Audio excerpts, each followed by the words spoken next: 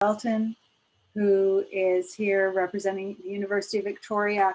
If any of you joined last year for this session, Richard was just great to us, and was our first What's Next session right after spring break and right after the lockdown or the close down of the schools, and was adaptable and creative to find a way for us to do our first online session for What's Next.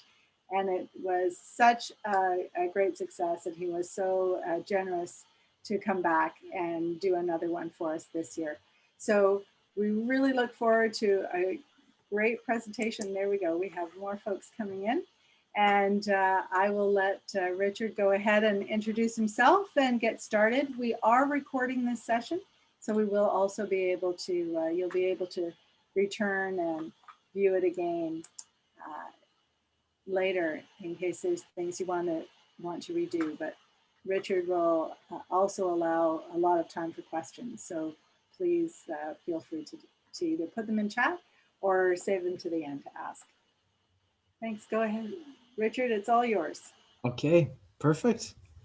Well, yeah, thank you so much for having me back. It seems like yesterday, but also 1,000 years ago at the same time that we did that first one, because it's been such an interesting year. But I'm happy to be able to come back and provide some more information to you via this kind of new format.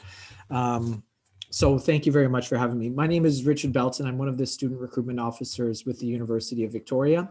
I'm specifically assigned to students and their questions from the Lower Mainland. So if you do, I'll provide information tonight, but whenever you do have a question that comes up or wanted to check on an application status or something like that, I would be your primary contact. So this presentation tonight will, at the same time, be kind of a high level overview of what the University of Victoria is like and what it can provide in terms of opportunities for students looking to the university route post-graduation from high school. But also we'll get into some of the more admission specific information that some of you may be planning for your grade 11 or for your grade 12 year. That will be good information to have. And then, and as was mentioned, I'll have lots of time at the end to answer any specific questions that you have. So without further ado, I would first off like to acknowledge that the University of Victoria is located on the traditional territories of the Lekwungen speaking peoples, and also acknowledge with respect the Songhees, the Esquimalt, and Wasanich peoples, whose historic relationship with this beautiful land continues to this day. The environment that makes up the University of Victoria is such a key element of what makes the university the unique place it is, and just acknowledging that, you know, people have been in this place for thousands and thousands of years is very important. It's also an important part of the university's focus on reconciliation efforts and inclusivity and equality in all aspects of university life. So this is a overhead shot of what the campus looks like. And not that, you know, a beauty shot of a campus should be the only thing you're considering when you evaluate post-secondary options. That environment is, you know, it is a part of your experience of being a student. And at UVic, you have access to all kinds of green space. There's this road that circles the campus, which we call Ring Road. You kind of see it in this shot. And if you've ever been on campus, you might remember that. Within the perimeter of Ring Road, there's no vehicle traffic permitted. So it's all students, staff, faculty, deer, other various forms of wildlife meandering about campus. There's not a situation where you'd be catching a bus to get from one side of campus to the other or anything like that. Cadbro Bay Beach or Gyro Beach is about a 10-minute walk from this kind of quadrant of campus. You can see it there. You have 5 kilometers of walking trails, jogging trails on campus. It feels like a university campus. And that environment that makes up university experience, again, isn't the deciding factor, but it is a place where you're going and spending a lot of time and mental energy and going through a lot of different life changes. And if you can like where you are while you're a student, that's just one whole category of things to be stressed about that you can kind of eliminate. So that environment also is able to be leveraged into the way that we teach. How we teach and the way that we teach our programming is very much tied in with our access to this pretty unique environment, whether that be access to the ocean or the socioeconomic environment of being in a provincial capital, big tourist destination in the before times anyways. We'll see if we'll see how that bounces back. A government town. Yeah, we're able to weave these elements of our larger environment into what we teach and the way that we teach it. The environment that makes up the campus is also the people, that attend UVic, that are the staff and students at the university. We have around 22,000 students from all over the world. About 100 countries are represented in our student population. The vast majority of our student population are undergraduate students, so students seeking their first degree after high school. Bachelor's degrees would be considered undergraduate.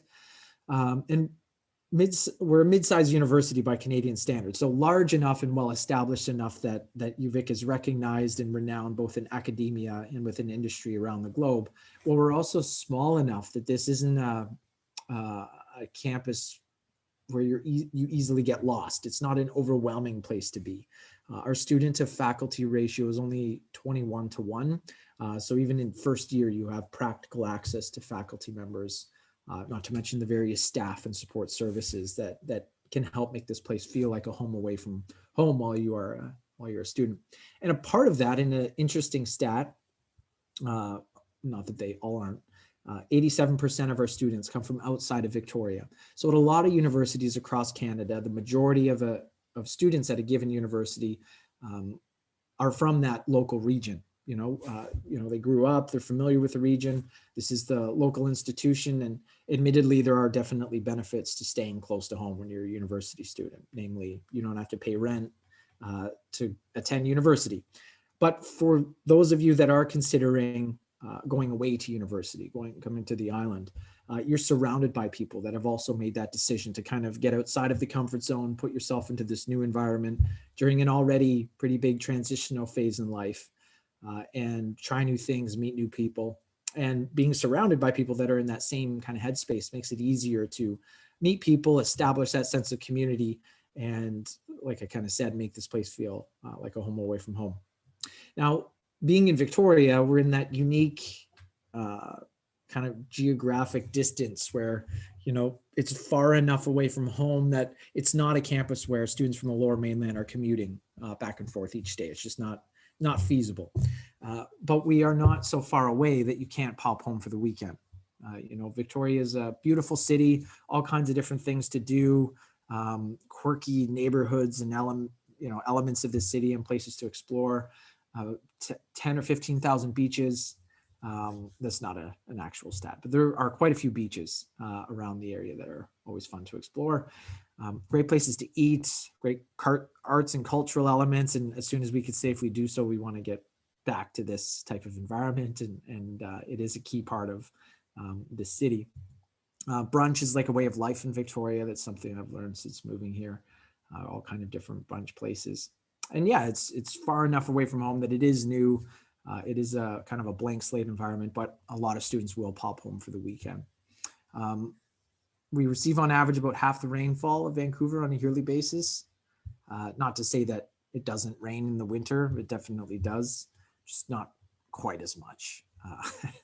But yeah, I mean, not that you're judging where to attend university based on the level of precipitation in that region, that'd be pretty short-sighted. But again, the weather is part of our lifestyle. And it's not just on the island. I mean, all along the West Coast, we live in a pretty unique place where people travel from all over the world just to hang out for a couple of days or weeks. And we're lucky enough to get to live and learn in this unique environment.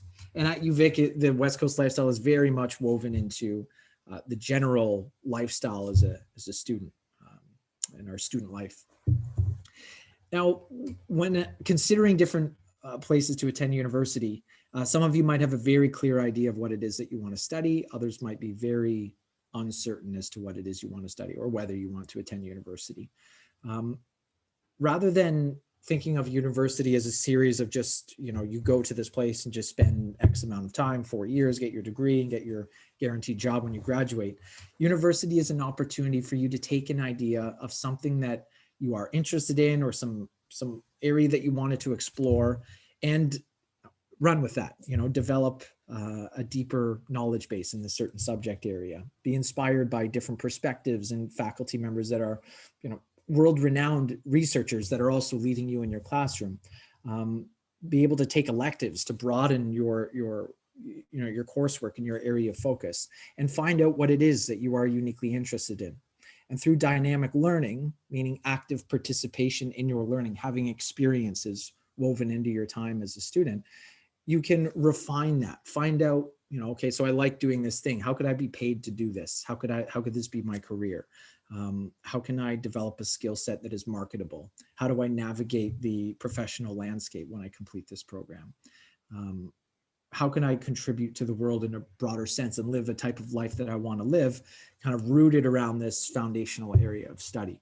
That's what we want to provide through dynamic learning. And UVic is very focused on these experiential learning opportunities, which at the same time allow you to explore different potential career trajectories for yourself, but simultaneously be amassing these unique skills and experiences that you can put on a resume or talk about in an interview that will differentiate you from all kinds of other people that also want to do that thing that you're so interested in. So a couple examples of what dynamic learning looks like and how it contributes to these employability stats.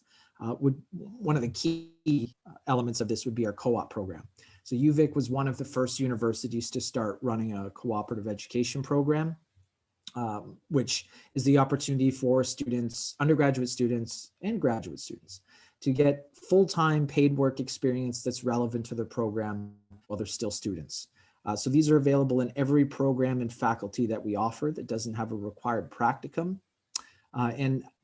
Having offered a co-op program for so long, not only is the university very experienced in supporting students and in understanding how to develop their skill set and secure these co-op positions and how to leverage them into further career development, but just the network of employers. There are around 4,000 employers around the globe that hire, 1,000 employers around the globe that hire on about 4,000 co-op students every year from UVic.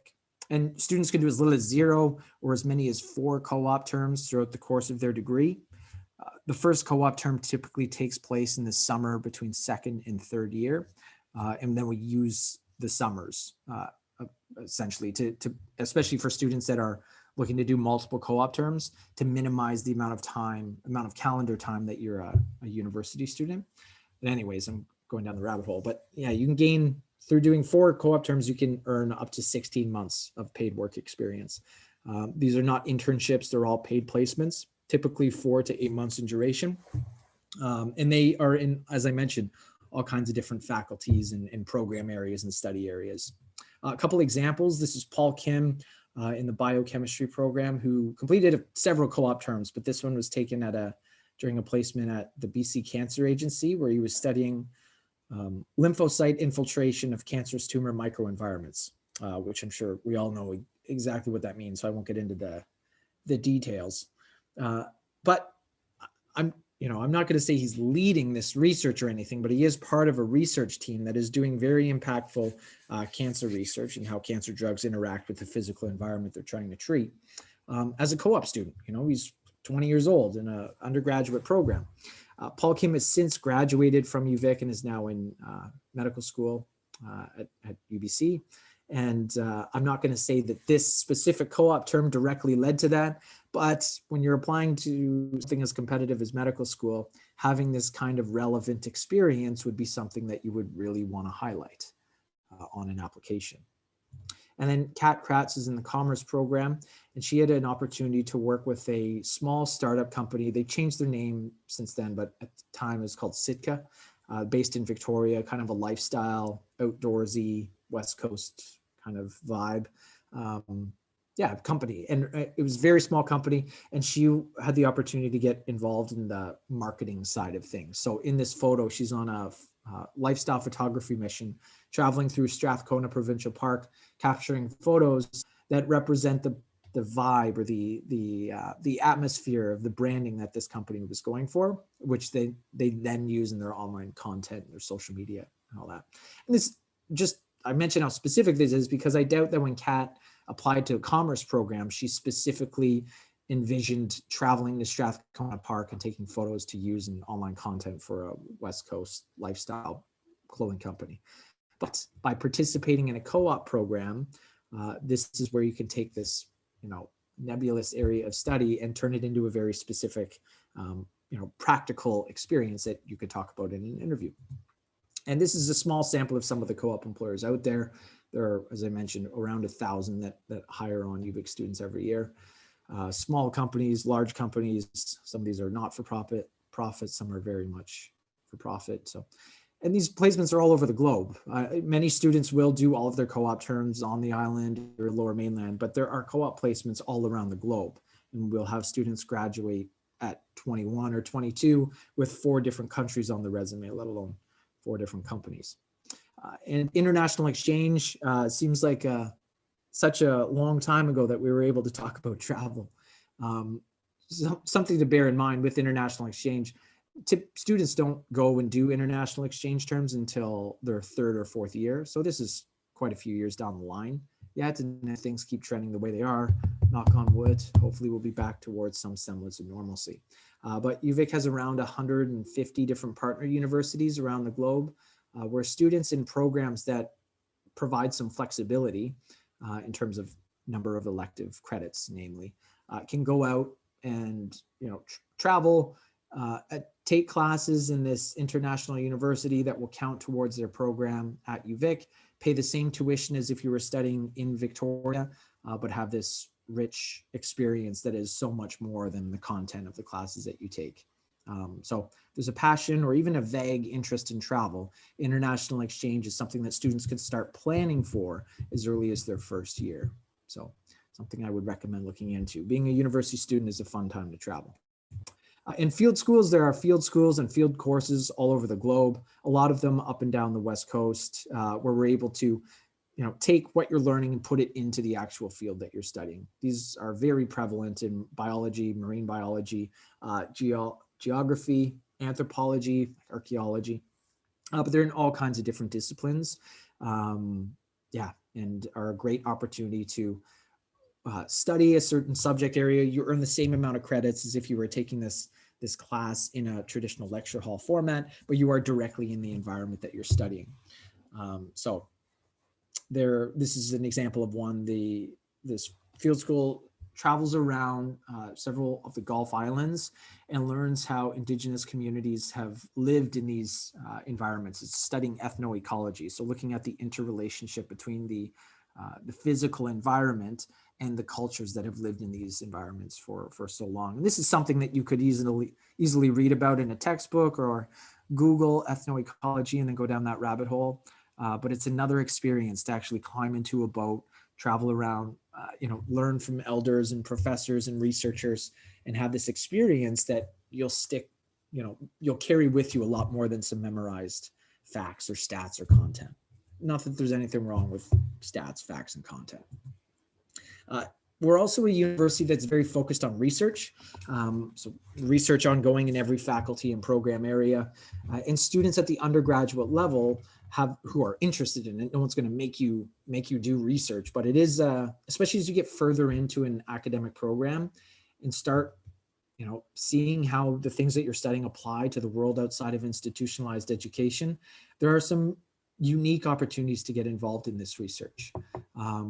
So Paige Whitehead here was a student in microbiology and environmental studies who was biochemistry and environmental studies.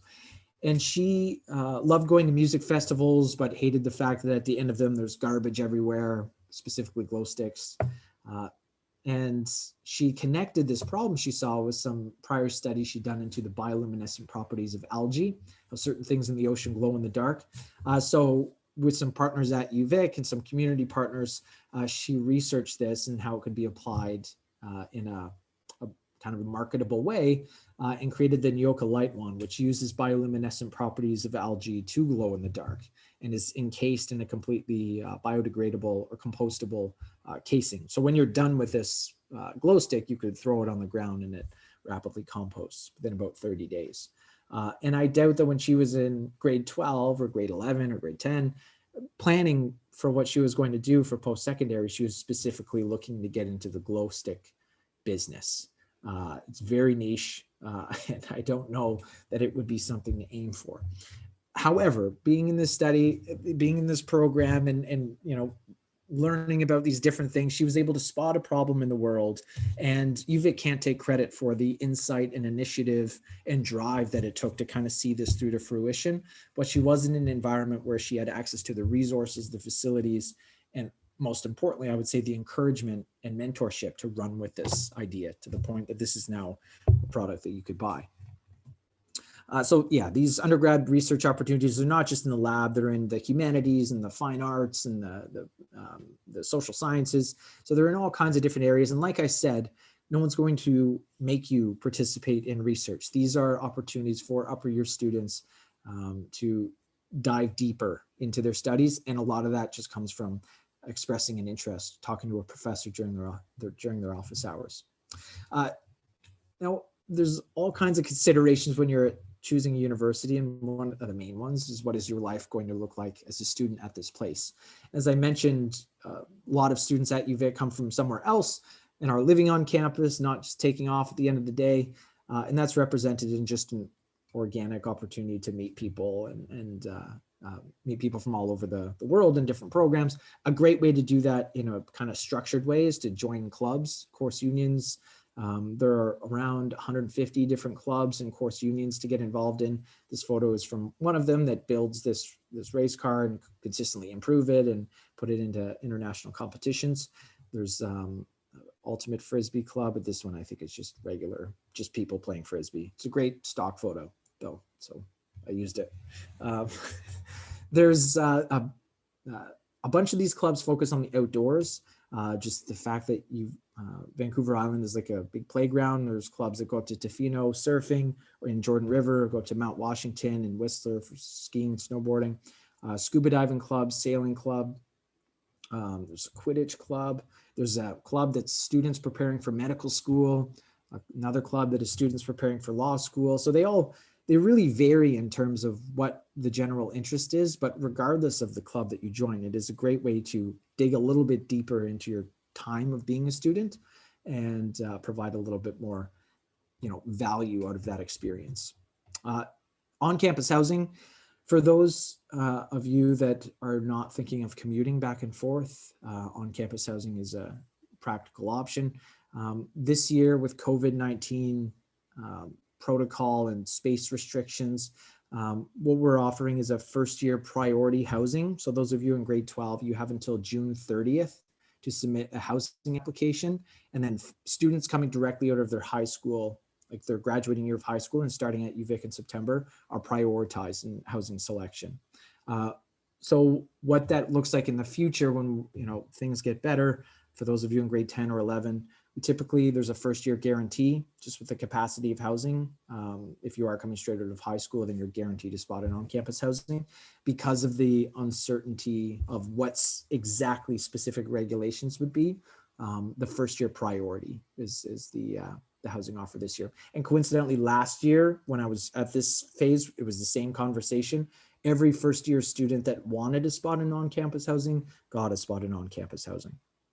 Just a little bit more about housing. There are single occupancy dorm style units, there are double occupancy dorm style units, and there are cluster style units. The cluster style units would be the only buildings in which you would not have a meal plan. Clusters are like townhouses. You share them with 3 other people and you have a full kitchen in those facilities. In single or double occupancy dorms, you would be on a meal plan. So that is rolled into the cost of your housing, and your meal plan would be loaded onto your student card, which you would then, purchase your meals on campus using that on a declining balance card. Living in on-campus housing, you have all kinds of options. I mentioned the different layouts. There are different buildings in different neighborhoods. They're all on campus, so there's not really a strategic benefit of staying on one spot over another. It's all on the same campus, and you're not really saving, a bunch of time by staying in one building over another. One consideration might be a living and learning community. So these are themed floors of dorms. I could have said cleaner, but they're floors of dorms where everybody on that floor has this shared common interest. And it could be a program that you all share.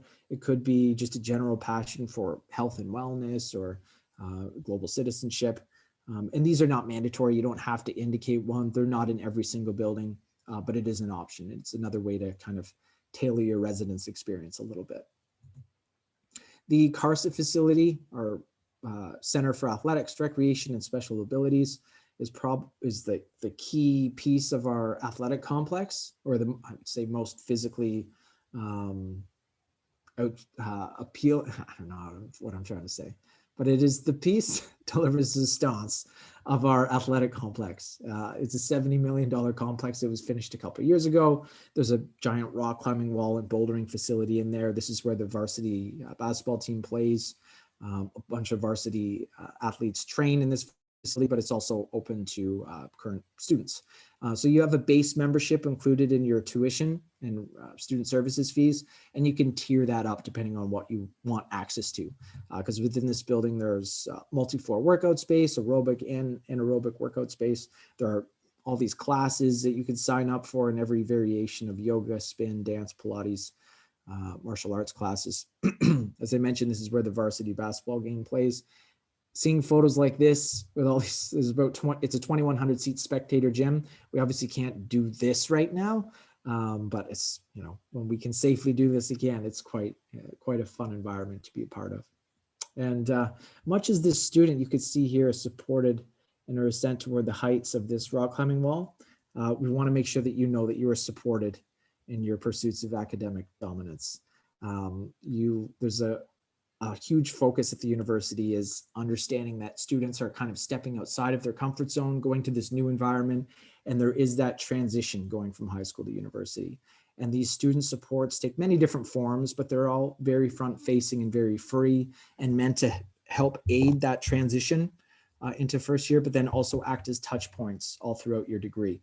So these supports really start at kind of attending some sessions that our office will host. So those of you in grade 12, in May, we'll be hosting how to register for your classes sessions that kind of help you navigate that process and give you the tools to be able to make informed decisions when you're building your timetable for the fall. They extend over the summer. Our orientation team puts together something called the pre-arrival program, which is just a modular online kind of training system that you go through at your own pace, which just gets you in the right headspace of what to be considering, what to be planning for as you begin your university studies. But these supports take many different forms, whether it be academic advising, Center for Accessible Learning to help anybody with any documented barriers to learning. It's this office where you would work one-on-one with an individual to make sure that any accommodations that can be put in place are in place for you for the fall.